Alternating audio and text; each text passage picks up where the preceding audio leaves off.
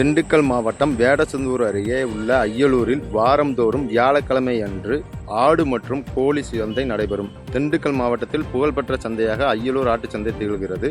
இதனால் திண்டுக்கல் மட்டுமின்றி மதுரை, திருச்சி, கரூர், புதுக்கோட்டை உள்ளிட்ட வெளி மாவட்டங்களைச் சேர்ந்த வியாபாரிகளும் ஆடு மற்றும் கோழிகளை மொத்தமாக விலைக்கு வாங்க அதிக அளவில் அய்யலூர் சந்தைக்கு வருகின்றனர். இந்த நிலையில் வரும் திங்கட்கிழமை பொங்கல் பண்டிகை கொண்டாடப்பட உள்ள நிலையில் அய்யலூரில் ஆட்டுச்சந்தை களை கட்டியது.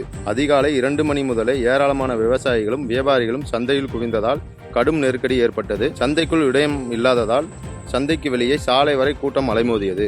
மேலும் ஆடுகளின் விலையும் அதிகரித்த போதிலும் வியாபாரிகள் போட்டி போட்டுக்கொண்டு ஆடு மற்றும் கோழிகளை வாங்கி சென்றனர். இன்று 10 கிலோ எடை கொண்ட வெள்ளாடு 7000 முதல் 8000 வரையிலும், செம்மறி ஆடு 7500 முதல் 8500 ரூபாய் வரையிலும், 1 கிலோ நாட்டுக்கோழி 500 முதல் 550 வரையிலும், சந்தைக்கு பயன்படும் கட்டுச்சேவல் அதிகபட்சமாக 10,000 ரூபாய் வரையிலும் விற்பனை செய்யப்பட்டது.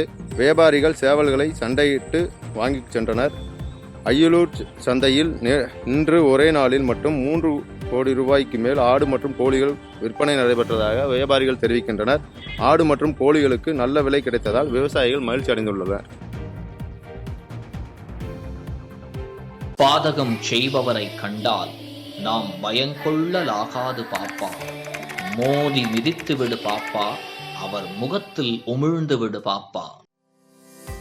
அண்மை செய்திகளை உடனுக்குடன் தெரிந்து கொள்ள இணைந்திருங்கள் இயம்நாடு தொலைக்காட்சியுடன்.